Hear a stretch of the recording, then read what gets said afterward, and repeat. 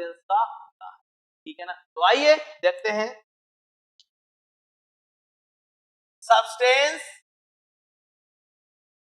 which transports in plant body। Clear? क्या बोला गया? आज हम उन सब्सटेंस के बारे में जानेंगे जो सब्सटेंस प्लांट्स की बॉडी में ट्रांसपोर्ट होते हैं, या तो वो शॉर्ट ट्रांसपोर्ट में पार्टिसिपेट करते हैं या फिर सीधा ट्रांसलोकेशन में ट्रांसपोर्ट, यानी लॉन्ग डिस्टेंस में ट्रांसपोर्ट पार्टिसिपेट। तो कौन कौन सा सब्सटेंस है? तो देखिए इस ट्रांसपोर्ट में 4 कंपोनेंट या 4 टाइप के मटेरियल्स पार्टिसिपेट। तो कौन कौन से हैं मटेरियल देखिए। तो कह सकते हैं सबसे पहले मिनरल्स, सेकेंड वाटर, मिनरल्स हो गया, वाटर हो गया, थर्ड ऑर्गेनिक न्यूट्रिएंट्स हो गया, और फोर्थ हो गया हमारा प्लांट ग्रोथ रेगुलेटर्स। जो मिनरल्स हैं हमारे, इसे हम जैसे ऑर्गेनिक, इसे हम इनऑर्गेनिक न्यूट्रिएंट्स भी कहते हैं। क्लियर?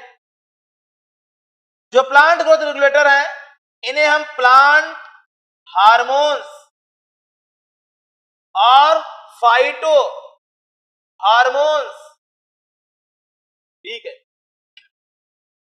तो कितने कंपोनेंट हो गए हमारे? 4 मटेरियल हैं, 4 टाइप के मटेरियल्स हैं जो प्लांट की बॉडी में ट्रांसपोर्टेशन में पार्टिसिपेट करते हैं। मिनरल न्यूट्रिशन, इनऑर्गेनिक न्यूट्रिएंट्स, अगला टॉपिक मिनरल न्यूट्रिशन में पढ़ेंगे। ध्यान दीजिएगा, जो अगले टॉपिक्स हमारे हैं 4 टॉपिक, कोई अलग नहीं, इन 5 टॉपिक को एक यूनिट में रखा गया है। क्यों रखा गया? ये 5 के 5 टॉपिक एक दूसरे से इंटरकनेक्टेड है। क्लियर? कभी कभी देखा होगा कई लोग बायोलॉजी के एक्सपर्ट फैकल्टी लिखते हैं अपने आप को, और जब आती है प्लांट फिजियोलॉजी की बात तो सीधा फोटोसिंथेसिस को स्टार्ट कर देते हैं। पहला चैप्टर फोटोसिंथेसिस स्टार्ट करते हैं, उसके बाद रेस्पिरेशन पढ़ाते हैं, टाइम तक पढ़ाते हैं, खींचते हैं, और जैसे ही ट्रांसपोर्ट या मिनरल 2 दिन में खत्म हो जाता चैप्टर। क्यों? फोटोसिंथेसिस इतना टाइम क्यों? और फिर उससे पहले क्यों? ट्रांसपोर्ट पहले क्यों नहीं? सीक्वेंस से क्यों नहीं? एनसीईआरटी की बुक बनाने वाले जो प्रोफेसर हैं वो बेवकूफ है क्या, जिन्होंने बायोलॉजी के इन चैप्टर्स को या प्लांट फिजियोलॉजी में इन चैप्टर्स को ट्रांसपोर्ट को पहले रखा, उसके बाद मिनरल न्यूट्रिशन रखा, उसके बाद फोटोसिंथेसिस को रखा, then respiration, then plant growth development रखा। इस सीक्वेंस में क्यों रखा? अगर पहले ही पढ़ाना था हमें फोटोसिंथेसिस को तो पहले रख देते ना। अगर हमें फोटोसिंथेसिस को सबसे पहले ही पढ़ाना था तो हम पहले रख देते, उसे 3rd नंबर पे ले जाने की जरूरत क्या थी? जरूरत क्यों? उस फोटोसिंथेसिस के पहले हमें इनका नॉलेज होना जरूरी है, ट्रांसपोर्ट का जरूरी है, मिनरल न्यूट्रिशन का जरूरी है। ये 5 के 5 चैप्टर जो हमें अलग अलग पढ़ाया जाता है, ये अलग है ही नहीं, ऑल आर इंटरकनेक्टेड। सबके सब एक दूसरे से जुड़े हुए हैं, सबकी मैकेनिज्म, सबकी फिजियोलॉजी एक दूसरे पर डिपेंडेंट है। तो हम अलग कैसे कर सकते हैं? स्टेप बाय स्टेप सीखते हुए चलिए। आपने सुना होगा, आपके फ्रेंड्स इधर उधर कहीं पढ़ रहे होंगे, जो राजपूत सर से नहीं किसी और से पढ़ रहे होंगे या और कहीं पढ़ रहे होंगे, सुना होगा आपने। बायोलॉजी स्टार्ट होती है 11th की पहली क्लास में, सेल स्टार्ट कर देते हैं। यानी एनसीईआरटी को बनाने वाले टीचर्स बेवकूफ समझ रखा है क्या उनको, जिन्होंने पहला चैप्टर लिविंग वर्ड पढ़ने के लिए दिया है, आपको बायोलॉजिकल क्लासिफिकेशन दिया है, सीक्वेंस दिया, वो सीक्वेंस गलत है क्या? अगर हमें पहले ही सेल पढ़ाना था तो हम पहले सेल रख देते ना, क्यों हमने लिविंग बर्ड को पहले रखा? जानते ही नहीं। जानते तो बहुत कुछ है, आपको बेवकूफ बना रहे हैं। आपको अट्रैक्ट करने का एक आसान तरीका है उनके पास, वो अट्रैक्ट कर रहे हैं कि जो आप पहले से जानते आए हैं उसी को हम सिखाएं, और आप खुश हो जाएंगे और बैठे रहेंगे। उनके ऊपर आप उंगली नहीं उठाएंगे, फिर आपको विश्वास हो जाएगा, फिर जो भी बोलेंगे वो आपका विश्वास जीत लेते हैं और आप उन पे पूरी तरीके से भरोसा करने लगते हैं। जज नहीं करते हैं कभी किसी टीचर को, जज करिए, हर पॉइंट पे जज करिए। मैं कह रहा हूं, जो मैं सिखा रहा हूं, इसको एनसीईआरटी उठाइए, अदर बुक्स उठाइए, नीट के क्वेश्चंस लगाइए, जिस पॉइंट पे जाइए उस पॉइंट पे जज करिए राजपूत सर को, जहां से चाहे वहां से करिए कि जो पढ़ाया जा रहा है, जो सिखाया जा रहा है, नीट लेवल है या नहीं, जो बोल रहे हैं तो कमियां तो नहीं है, चेक करिए उसको और बताइए हमको। राजपूत सर आप ये तो हमारे सिलेबस में ही नहीं है, या ये कभी नीट में पूछे नहीं जा सकता है। आप इन सब चीजों को आप जज करिए, तब किसी को कनेक्ट समझ में आ रहा है। तो ये जो सीक्वेंस है, हम ध्यान रखें, अगर हमें सही और अच्छी स्टडी करनी है तो एनसीईआरटी का सीक्वेंस बहुत अच्छा, जो टॉपिक जिस सीक्वेंस में दिए गए बहुत अच्छे दिए गए हैं, और उसी सीक्वेंस में आपको जो सिखाता है मैं उसी, क्योंकि उससे नॉलेज क्रिएट होता है। एक टॉपिक दूसरे से कनेक्टिविटी रिप्रेजेंट कर रहा है, तोड़ तोड़ के कैसे, क्योंकि पहले व्हाट इज बायोलॉजी, बायोलॉजी है क्या, स्टडी ऑफ लाइफ। लाइफ क्या है, लिविंग वर्ल्ड में है, तो पहले लिविंग वर्ल्ड को तो जानो, फिर लिविंग वर्ल्ड कितने प्रकार का, डायवर्सिटी जानो, ठीक है, तो क्लासिफिकेशन। तो इस सीक्वेंस में एक वेल अरेंज पैटर्न में एनसीईआरटी की बुक्स बनाई गई है, और आप उसको हटा करके एक अपना नया सीक्वेंस स्टार्ट कर देते हो और उससे पढ़ाना चालू कर देते हो। क्यों यार रहे, तो हमने इसलिए इसको पहले स्टार्ट किया, क्या, ट्रांसपोर्टिंग प्लांट्स सबसे पहला टॉपिक हमारा है। तो यहां पर 4 कंपोनेंट्स हैं ट्रांसपोर्टेशन के लिए। सबसे पहले क्या है, मिनरल न्यूट्रिशन, इनऑर्गेनिक न्यूट्रिएंट्स, जिसे हम टॉपिक पढ़ेंगे मिनरल न्यूट्रिशन में। मिनरल न्यूट्रिशन में प्लांट्स की बॉडी में कौन कौन से मिनरल्स चाहिए, इनऑर्गेनिक एलिमेंट्स चाहिए, आयंस चाहिए, मॉलिक्यूल्स चाहिए, उनके बारे में जानेंगे हम। कहां से मिलेंगे, कैसे मिलेंगे, कितना कंसंट्रेशन चाहिए, ये ना हो तो क्या इफेक्ट पड़ेगा, ज्यादा हो तो क्या इफेक्ट पड़ेगा, किस फार्म में ये प्लांट्स लेते एब्जॉर्ब करते हैं, सारे क्वेश्चन के आंसर इस टॉपिक में हम जानेंगे। चलिए, आई बात वाटर की, पानी तो बहुत ही इंपॉर्टेंट, जल ही जीवन है, सुना है ना, जल ही जीवन, जल के बिना जीवन ना होए, कैसे चलेगा, जल नहीं जीवन नहीं, है ना। जल संरक्षण मतलब जीवन का संरक्षण, जल बचाओ जीवन बचाओ। क्यों कहा जाता है ये सब, जल है तो कल है, ऐसा कहा जाता, क्यों कहा जाता, कभी सोचा, लोग बोलते हैं ऐसा, कहीं अपने वॉल पेंटिंग में कहीं भी जल संरक्षण के लिए बोला जाता है, हर कोई जल प्रोटेक्ट करे, क्या पानी की कमी है, नहीं, बोला जाता है 3/4 part of earth covered with water, फिर पानी की कमी कैसे हो गई, this is the marine water, salty water which are not useful for our and other living bodies। हमें फ्रेश वाटर की रिक्वायरमेंट है, फ्रेश वाटर की कमी है, वाटर की नहीं, विदाउट सॉल्ट वाटर की कमी है, वाटर की नहीं। चलिए, फिर जल ही जीवन क्यों कहा गया, जल है तो कल है, ये क्यों कहा गया, ये इसलिए कहा गया क्योंकि मैंने बताया था बायोकेमिस्ट्री में सेल का कंपोजिशन, अप्रोक्सीमेट सेल के अंदर 70 to 90% वाटर होता है, अगर किसी ग्रीन प्लांट्स बॉडी की बात करें हम, हर्बेसियस प्लांट बॉडी की बात करें हम, तो हर्बेसियस प्लांट की बॉडी में उसका जो फ्रेश वेट होता है लगभग 80 to 90% वेट वाटर का होता है। यानी उसका जो ड्राई वेट होता है वो मात्र 10 to 15% होता है और उसमें सब वाटर ही होता है।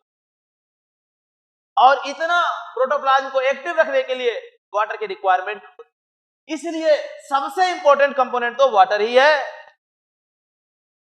जब वाटर रिलीज होते हैं डिहाइड्रेशन कहते हैं, और डिहाइड्रेशन होने से डेथ के चांसेस बहुत ज्यादा बढ़ जाता है। कारण सभी सेल्स में पानी की कमी हो गई, प्रोटोप्लाज्म इनएक्टिव होने लगता है और inactivation of protoplasm is called death. इसलिए वाटर इंपॉर्टेंट है, इसलिए जल ही जीवन है, इसलिए जल है तो कल है। समझ में आया? तो ये क्या होता है? 80 to 90% of fresh weight of green plant कौन बनाता है? पानी बनाता है ना? अगर ये है तो इसे भी कह सकते हैं आप इसी में, और ये भी कह सकते हैं 10 to 15% dry weight in plant body. अगली बात आई ऑर्गेनिक न्यूट्रिएंट्स। ये ऑर्गेनिक न्यूट्रिएंट्स क्या है? ऑर्गेनिक फूड है और क्या है? ऑर्गेनिक फूड, ऑर्गेनिक फूड जैसे ग्लूकोज, फ्रक्टोज, सुक्रोज, माल्टोज, है ना, स्टार्च, ग्लाइकोजन एंड इनुलिन, ये सब क्या है? ऑर्गेनिक फूड है। समझ में आ रहा है? सब क्या है? हमारे ऑर्गेनिक न्यूट्रिएंट्स हैं। अब बात करेंगे प्लांट हार्मोन्स की, ध्यान दीजिएगा। प्लांट्स की बॉडी में भी ये भी हमारे ऑर्गेनिक कंपाउंड हैं। ह्यूमन की बॉडी की तरह या एनिमल की बॉडी की तरह प्लांट की बॉडी में भी ऐसे ऑर्गेनिक कंपाउंड्स पाए जाते हैं जो एक्टिविटीज को कंट्रोल करते हैं, प्लांट की बॉडी में होने वाली मेटाबॉलिज्म को रेगुलेट करते हैं। इसीलिए इन्हें क्या कहते हैं? Plant growth regulators. तो देखिए हम लोग प्लांट ग्रोथ रेगुलेटर्स की बात कर रहे थे, ध्यान दीजिए प्लांट ग्रोथ रेगुलेटर्स क्या होते हैं। जैसे अभी हमने बताया था mineral nutritions, mineral nutrients, mineral, water, organic nutrients, plant growth regulator. अब देखिए जो प्लांट ग्रोथ रेगुलेटर क्या है, मैं बता चुका हूं कि जो हमारे प्लांट हार्मोन्स होते हैं, ठीक है ना, इन्हें क्या कहते हैं? प्लांट हार्मोन्स भी कहते हैं। तो कह सकते हैं दीज आर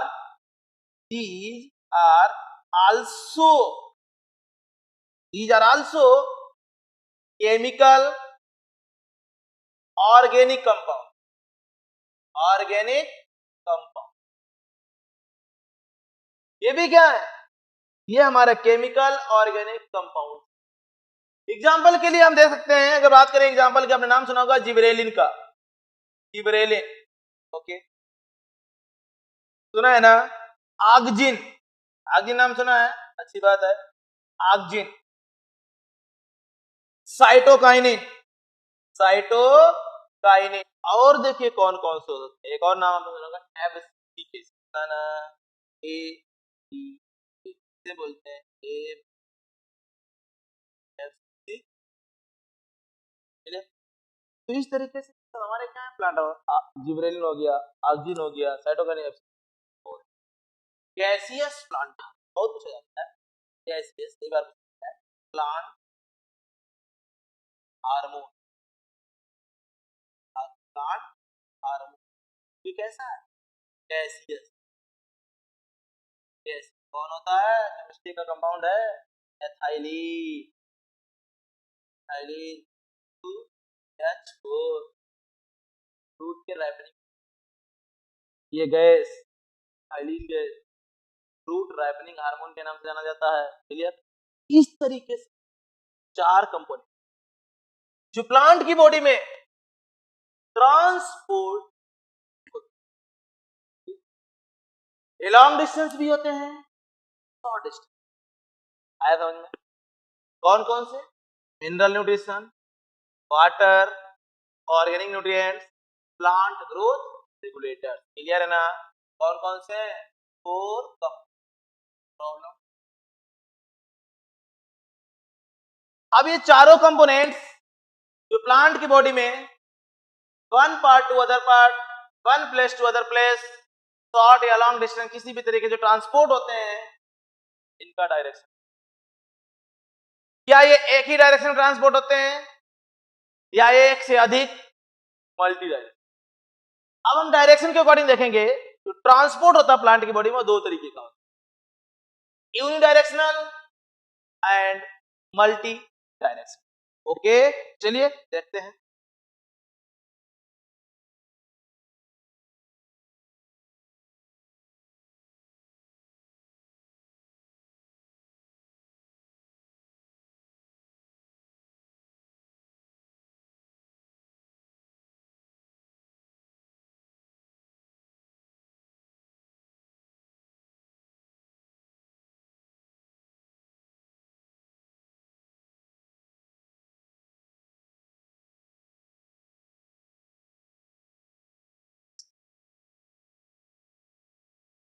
डायरेक्शन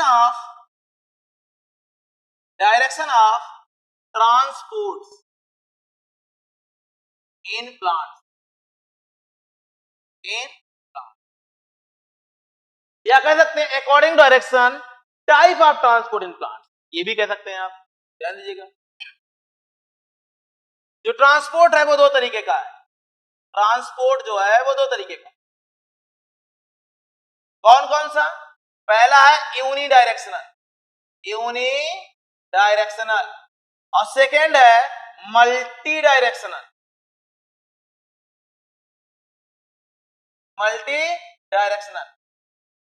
दो प्रकार का ट्रांसपोर्ट। कौन सा? यूनिडायरेक्शनल और मल्टी डायरेक्शनल। ध्यान दीजिएगा, जो ट्रांसपोर्ट होता है किसी भी सब्सटेंस का कभी भी कहीं भी दो कंपोनेंट के बीच होता है या दो पार्ट के बीच होता है। वो दो पार्ट कौन कौन से होते हैं? एक सोर्स होता है और दूसरा सिंक। कह सकते हैं जो ट्रांसपोर्ट होता है, transport of substance in a plant body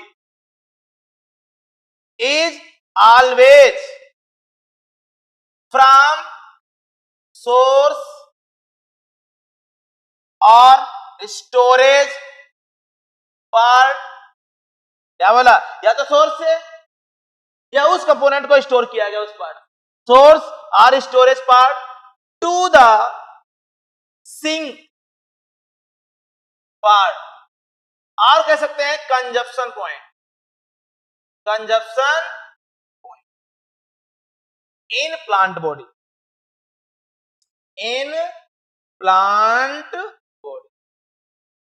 ध्यान दीजिएगा, प्लांट की बॉडी में जो ट्रांसपोर्ट होता है किसी भी सब्सटेंस का कभी भी दो पॉइंट्स के बीच में होता है।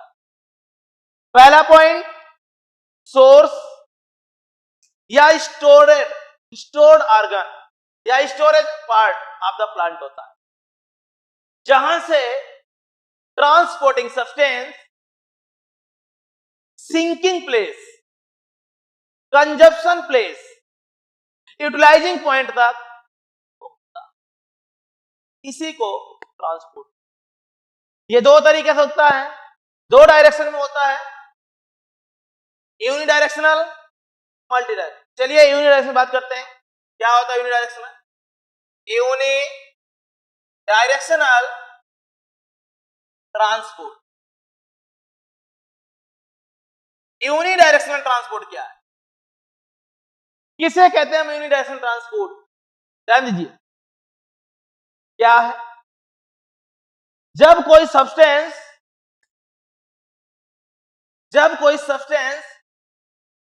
अपने सोर्स से सिंक की तरफ हमेशा एक ही डायरेक्शन में मूव करता है तो उसे क्या कहा जाता है, यूनी डायरेक्शनल कहा जाता है। चलिए क्या बोला गया, सोर्स पॉइंट से अपने sinking point, consumption point, utilising point तक कॉन्टिन्यूस का ट्रांसपोर्ट होता है, उसके पास में कोई चेंजिंग नहीं आती है, तो इस प्रकार के ट्रांसपोर्ट को क्या बोलते हैं हम, यूनी डायरेक्शनल ट्रांसपोर्ट कहा जाता है। ओके चलिए तो कह सकते हैं in this transport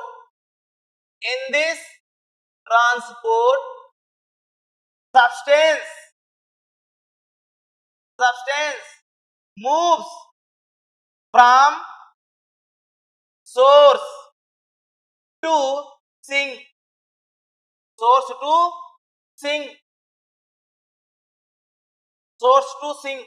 in single direction always, हमेशा चेंज नहीं होता, ये पैटर्न चेंज नहीं होता, क्या कहते हैं, कॉल्ड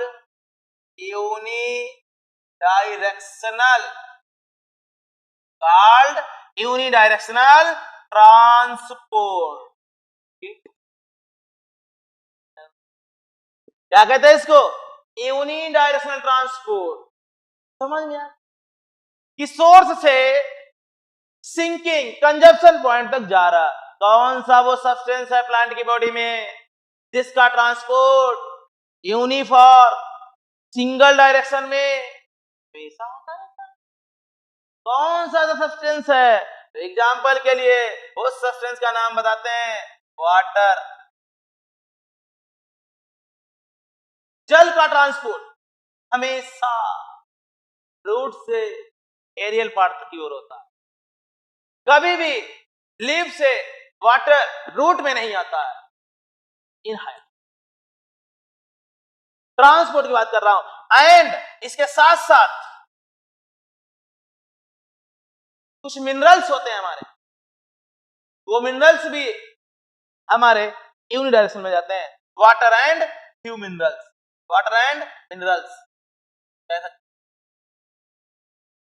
दोनों का ट्रांसपोर्ट कैसा होता है हमारा, यूनिडायरेक्शनल में। क्लियर, तो कह सकते हैं water and water with minerals,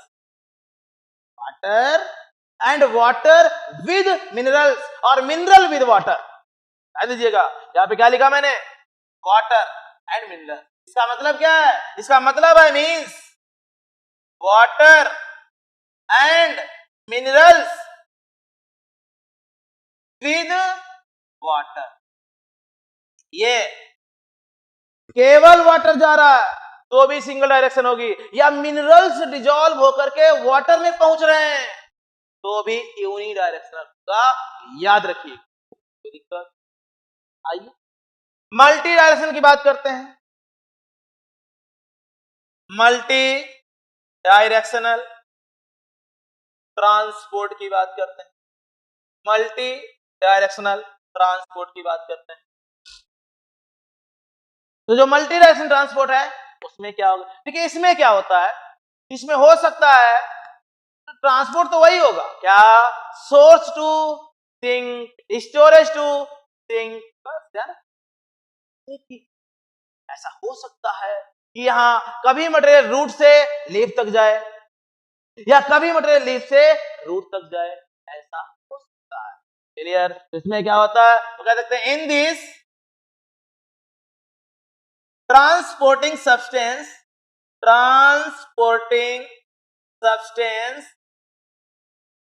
move in two or more directions,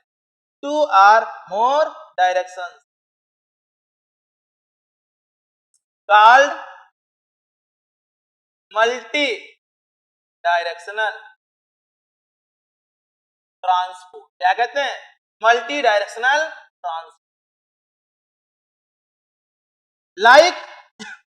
like leaves to root or roots to leaves or leaves to leaves or leaves to other parts, leaves or leaves to fruit, leaves to fruit। Clear? क्या बोला गया? यहां पर जो होता है, जो transporting substance होता है, वो हो सकता है कि उसका सोर्स लीफ रहा हो ऑर्गेनिक फूड का, और उसका कंजप्शन ग्रोइंग रीजन एक पार्ट से दूसरे पार्ट वहां स्टेम में ही रहा हो, एरियल पार्ट में ही, तो वहां भी हो सकता है। ग्रोइंग रीजन की लीव्स उसमें भी हो सकता है स्टोरेज के लिए रूट में जाए, वहां भी हो सकता है। और जब फूड ना बने during spring season, leaf fall हो जाए, तो उस समय जब ग्रोथ हो रही होती तो फिर रूट से फूड एरियल पार्ट में जाएगा। इस तरीके का जो ट्रांसपोर्ट होता है वो मल्टी डायरेक्शन, यानी इसमें कौन कौन से मटेरियल होंगे जो मल्टी डायरेक्शन पार्टिसिपेट करते हैं। तो चलिए देखते हैं क्या होता है इसमें।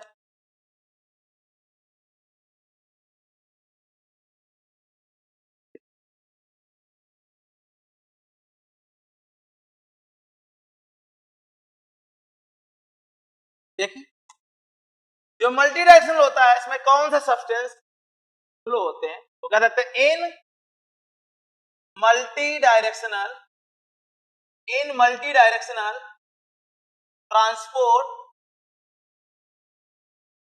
Transport organic nutrients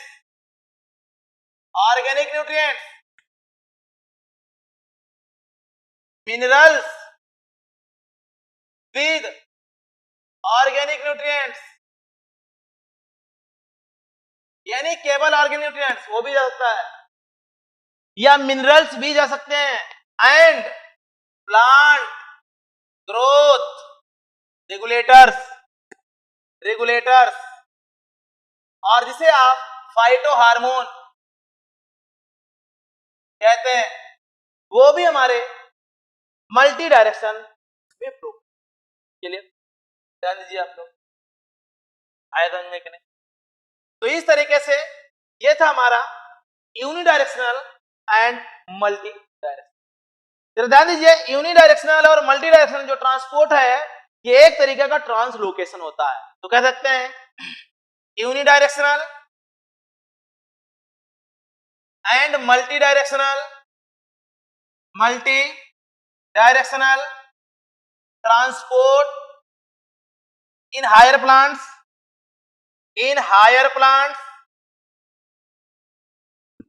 is long distance transport।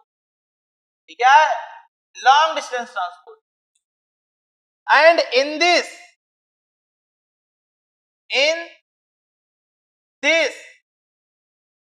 transporting system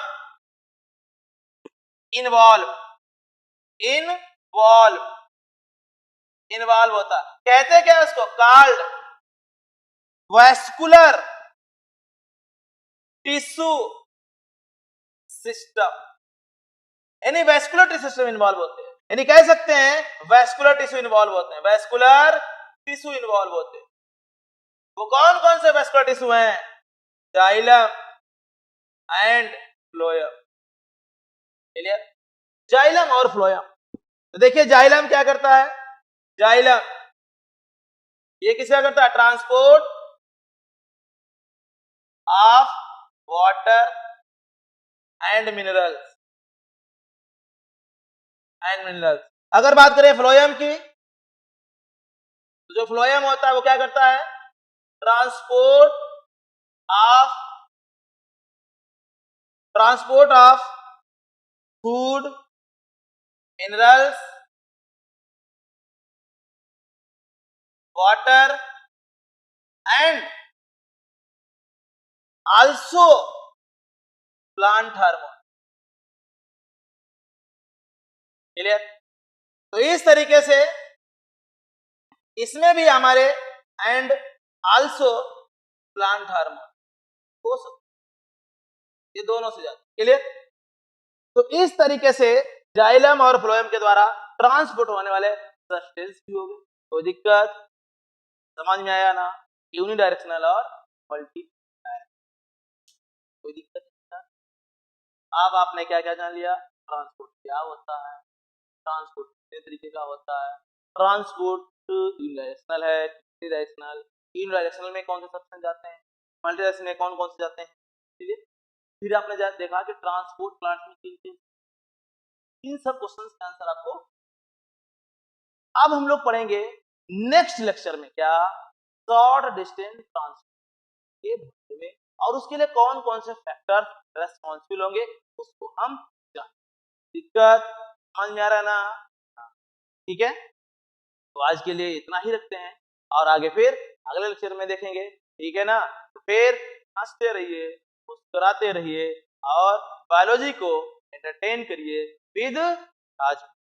okay.